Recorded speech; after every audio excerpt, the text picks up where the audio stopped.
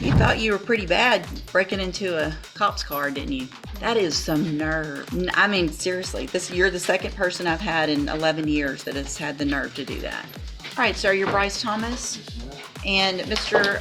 Thomas was previously in court, entered pleas of guilty in cause number 24, DCCR 0389 to the third-degree felony offense of prohibited weapon.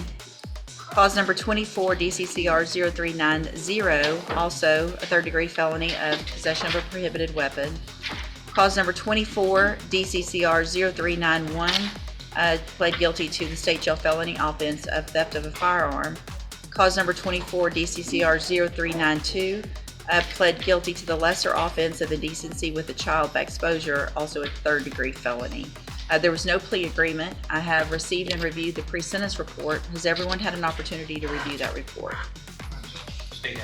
In addition, there is also the largest packet I've ever received of jail incident reports in a case. Did everyone have an opportunity to review those? Yes, I took an evening and 35 pages. Yeah. State reviewed all 35 pages.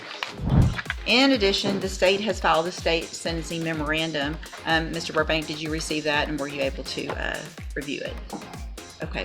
Anything else, any objections or corrections or additions to the report? no, sir. All right, Mr. Burbank, you may proceed. Your Honor, this is a very young kid that in a very short period of time jumped off the cliff and got himself in a lot of trouble. I will represent to the court in case I stand on my issues was the recovery of weapons I will represent to the court that to immediately, mysteriously, weapons in my office on hallway and returned to insurance policy. And I got the court to take notice that the commissioner's office would come back into Could you speak up a little bit, please? back into the department. We go open because I do not have a recommendation. You can place him on probation for a period of 10 years and see what he does. These are third-degree felonies that you can do. At the very end, state jail, the theft of the firearm. You could put him in a state jail for a period of time, put him on probation for the other one.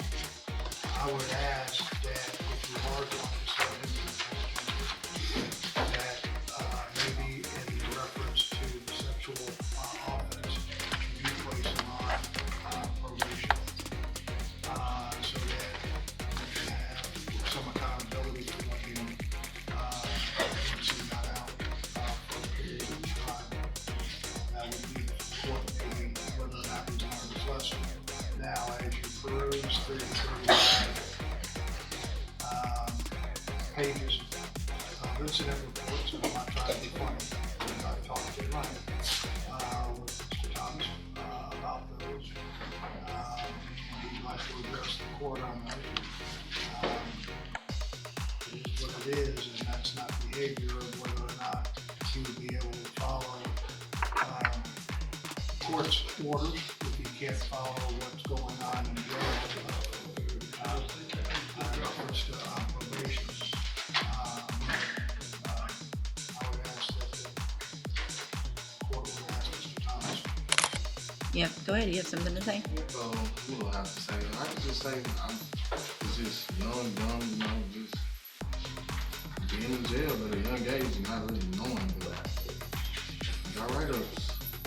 Yeah, but once you get several write-ups, the whole point of growing up is to learn from your mistakes. Yes, ma'am. So if you keep getting write-ups, then you can't just say I'm young and dumb, so I keep getting write-ups. I don't disagree that you're young and dumb, but this is ridiculous. I know our jail cannot wait for you to get out. Cannot wait. Stealing from patrol vehicles at least 2 patrol units, Your Honor. Detective Matt Dixon is here if you want to hear more details of the detective. But Your Honor, I think the audacity, the boldness to steal these weapons from a police car goes to show what exactly the nature of this defendant is and what we're dealing with here. And even more than that, Judge, it appears from the underlying facts that the defendant may be implicated in a series of other car burglaries. We've got a Glock switch that converted one of those weapons into a fully automatic weapon. He was conspiring with another juvenile, a 16-year-old, to steal the weapons, which the photograph is attached to my sentencing memorandum if you've seen it. This was nothing less than an arsenal that these kids amassed, Judge. I shudder to think what could have become of these weapons if they would end up in the hands of other criminals, if they could have been used to use law enforcement. Your Honor, long gone are the days where there's a low caliber Saturday night special that these kids use, in some type of crime. They are loaded for bear with fully automatic weapons. I'd ask the court to make an example out of this. He benefits from not having a criminal history to speak of, but Your Honor, this is beyond the pale. I'd ask you to send him, do 2 things, a split sentence in this case. Sentence him to prison for what he's done, and then following that, a consecutive probation period so that we can continue to monitor him after he's released. Thank you, Your Honor. So I wanted to make sure, Mr. Coleman, I've done this type of sentencing that you're asking for on some different cases. I think the probation period, if I sentence him to probation today, I don't know that I can make that consecutive. So I think I believe you can, Judge, and if you need to recess this proceeding, I can get you case law in pretty short order. I think because when would it start? it will start after he finishes his period of incarceration. Okay. So whatever I give him, if I do prison, and then I say it's consecutive with a probation, and does it matter if it's a straight or a? Okay. I don't believe so either, Judge. But again, I'm happy to get you some case law. No. I appreciate the idea. Again, we've done it sometimes. I mean,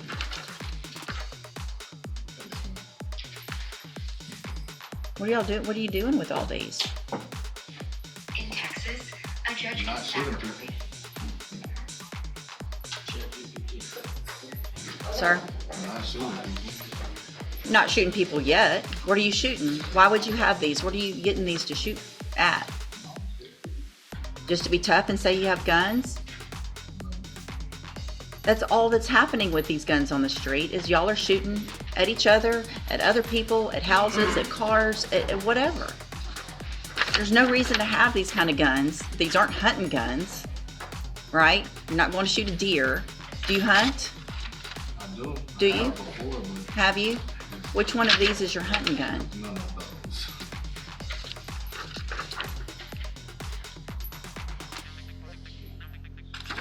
You thought you were pretty bad breaking into a cop's car, didn't you? That is some nerve. I mean, seriously, you're the second person I've had in 11 years that has had the nerve to do that.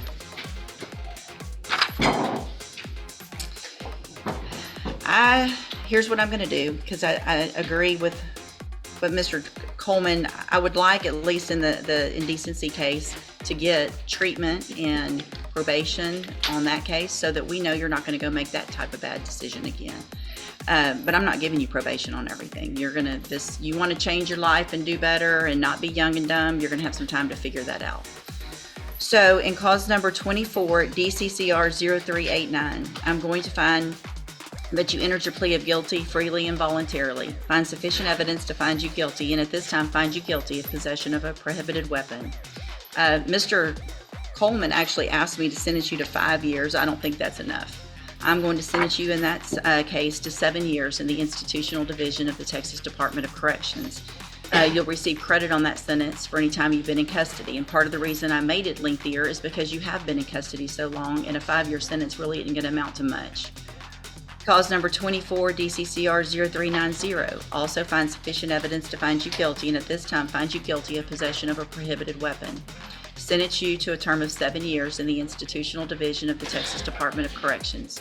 You will also receive credit on that sentence for any time that you've been in custody that the law gives you the right to receive. In cause number 24, DCCR 0391, finds sufficient evidence to find you guilty, and at this time, finds you guilty of the state jail felony offense of theft of a firearm.